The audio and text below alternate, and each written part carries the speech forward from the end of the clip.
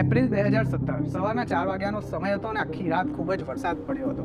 30 ભારતીય લોકો થાકેલા, ભૂખ્યા અને જંગલી પ્રાણીઓ અને જીવજંતુઓની વચ્ચેથી અમેરિકાને જોડતા ડેરિયન ગેપમાંથી પસાર થઈ રહ્યા હતા.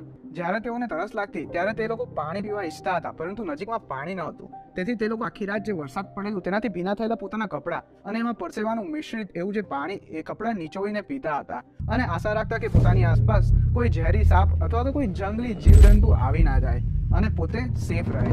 તેઓ જ્યારે ભૂખ્યા થતા ત્યારે વિચારી લેતા કે આપણી પાસે અપૂરતો ખોરાક છે, તેથી આપણે અમુક જ સમય જમશું, જેથી તે લોકોને પોતાનું જે ખાવાનું છે લાંબો સમય સુધી મળી રહે. પરંતુ આવું શા કારણે?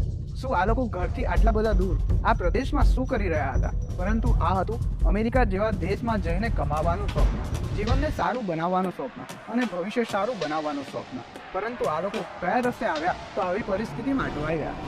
A massive spike in the number of migrants headed to America from around